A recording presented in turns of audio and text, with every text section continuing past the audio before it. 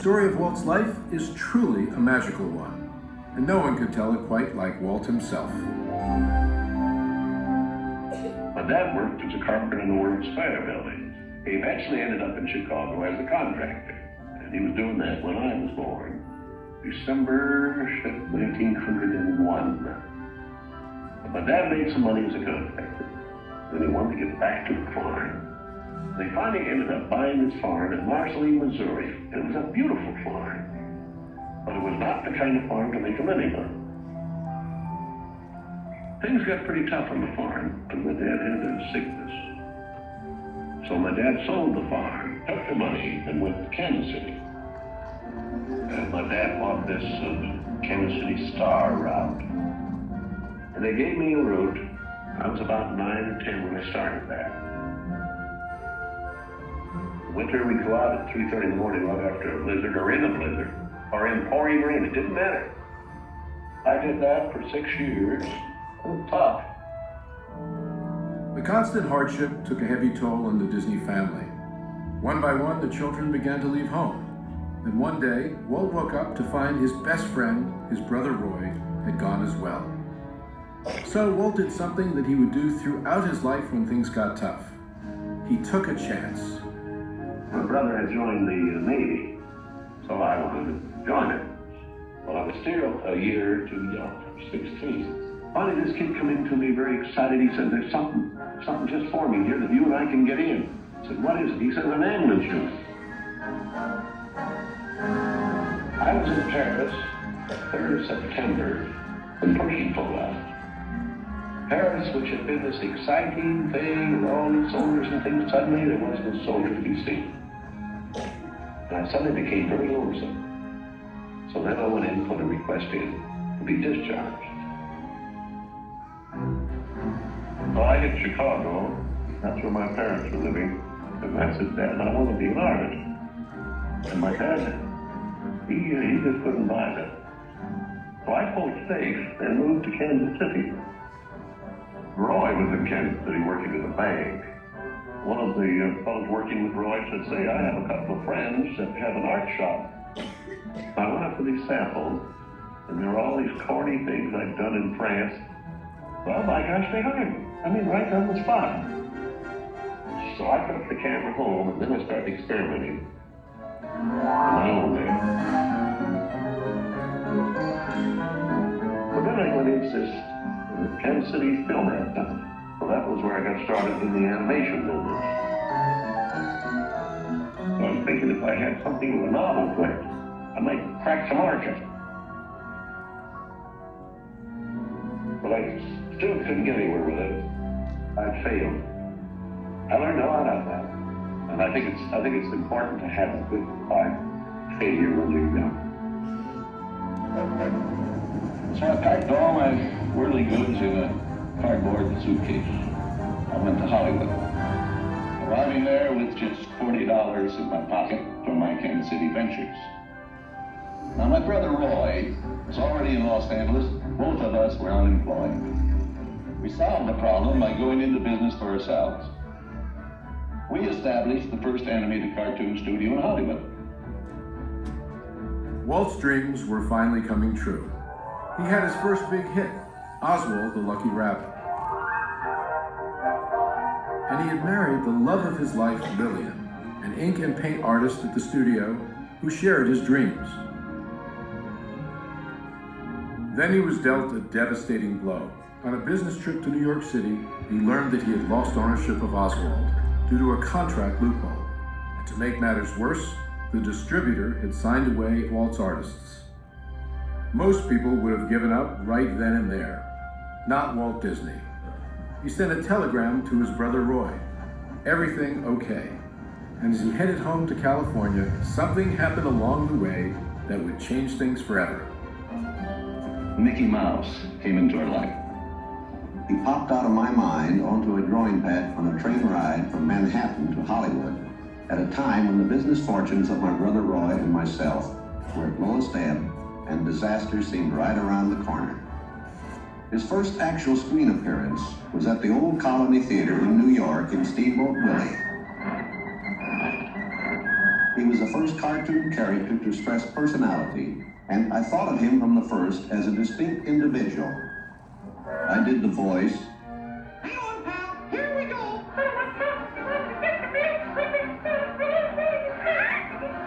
Mickey was simply a little personality assigned to the purposes of laughter.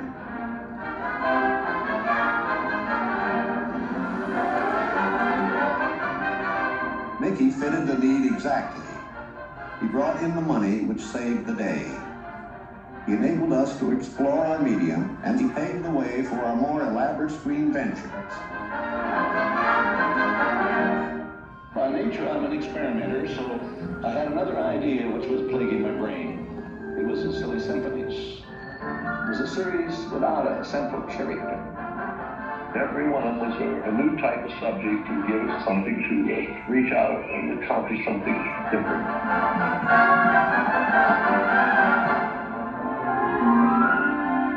Then we started distributing both Mickey Mouse and the Silly Symphonies. It was nip and tuck, getting them out.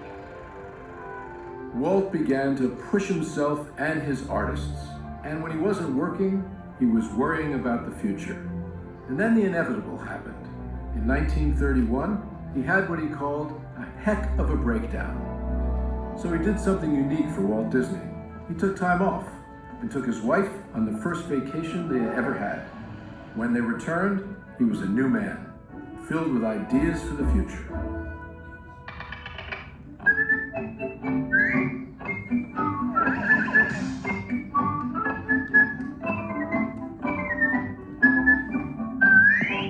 Handwriting on the wall there, because a short subject is just a filler on any program.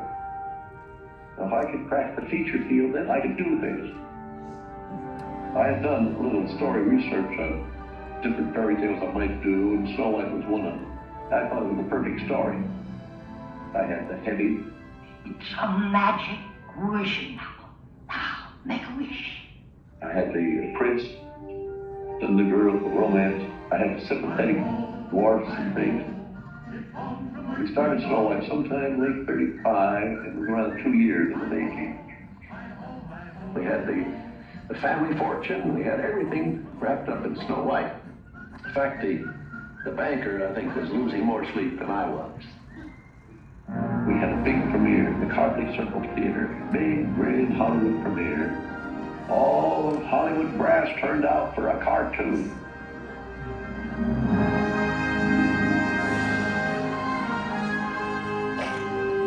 The body of Snow White and the Seven Dwarfs is going to be presented this beautiful statue. Isn't it bright and shiny? Oh, it's beautiful. Aren't you proud of it, Mr. Disney? I'm so proud, I think I'll bust. With the profits of Snow White, I built a studio.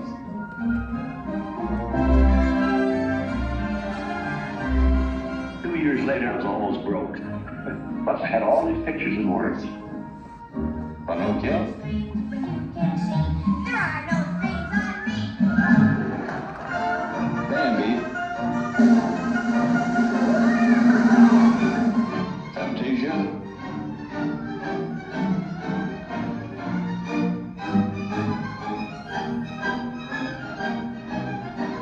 That was when the war came. The whole world was collapsing then. So many of my boys went through the service. So I just practically stopped my feature production. It's all I could do. But after the war, there was quite a problem picking up the pieces. I knew that diversifying of the business would be the salvation of it.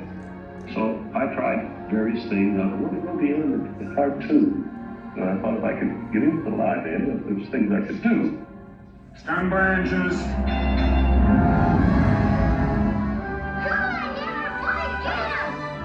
Not bad, eh, Charlie? Let's open her up and see what you really do. I wanted enough different types of things that I could fall on my nose at one of these pictures, but I had another one right behind it that would hit. After long concentration on live action and cartoon films, we decided to try something that would employ about every trick we had learned in the making of films. We would combine cartoon and live action in an enormous fantasy, Mary Poppins. As the original Mary Poppins budget of $5 million continued to grow, I never saw a sad face around the studio. Even my brother Roy was happy. This made me nervous. And the horrible thought struck me. Suppose the staff had finally conceded that I knew what I was doing. Once again, Walt Disney had created storytelling magic to reinvent family entertainment. But even then, he wasn't finished. He had a bigger dream in mind. Well, it came about when my daughters were very young, and Saturday was always Daddy's Day with the two daughters. So we'd start out and try to go someplace with, different things, and I would take them to the merry-go-round, and I took them different places, and as I'd sit there while they rode the merry-go-round, did all these things, I felt that there should be something built, some kind of an amusement enterprise built where the parents and the children could have fun together. So that's how Disneyland started. It takes a lot of money to make these dreams come true. We had everything mortgaged, including my family. I started with many ideas, threw them away, started all over again. And eventually it evolved into what you see today as Disneyland. But it all started from a daddy with two daughters wondering where he could take them, where he could have a little fun with them too. The park means a lot to me in that something will never be finished, something that I can keep developing and adding to. Not only can I add things, but even the trees will keep growing. The thing will get more beautiful every year. And I knew that if I did anything like the park, I had to have some kind of a medium like television to let the people know about it. The world is a carousel of color, history, comedy, fantasy. There's drama and birth, there's old Mother Earth, with all of her secrets to see.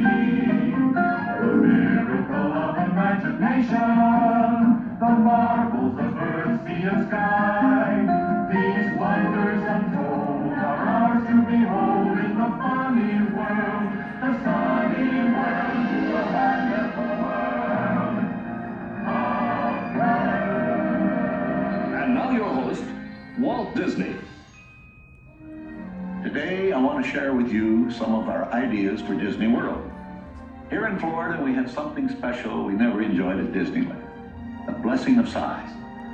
There's enough land here to hold all the ideas and plans we can possibly imagine. We know what our goals are. We know what we hope to accomplish. And believe me, it's the most exciting and challenging assignment we've ever tackled at Walt Disney Productions. Throughout his storied career, Walt never gave up, despite the many challenges along the way. For his visionary work, he received hundreds of awards from all corners of the globe, more Academy Awards than any individual in history, and the Presidential Medal of Freedom for a lifetime of inspiring others. He created dreams that live on today for millions around the world. But with all of that, when asked to name his greatest reward, Walt's reply was surprisingly humble. Well, my greatest reward, I think, is that I've been able to build this wonderful organization, and also to have the public appreciate and accept what I've done all these years. That is a great reward. But all individuals are different. I had a brother who I really envied because he was a mailman. But he was the one that had all the fun. He had himself a trailer, and he used to go off and go fishing, and he didn't worry about payrolls, stories, he just had picture grocers or anything. And he was the happy one. I always said he's the smart Disney.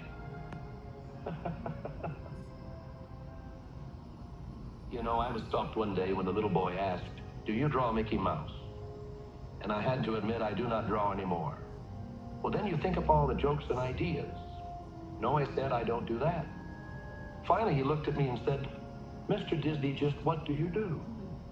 Well, I said, sometimes I think of myself as a little bee. I go from one area of the studio to another and gather pollen and sort of stimulate everybody. I guess that's the job I do. You know, there's a lot of satisfaction in developing ideas into realities, but there's really no secret about our approach.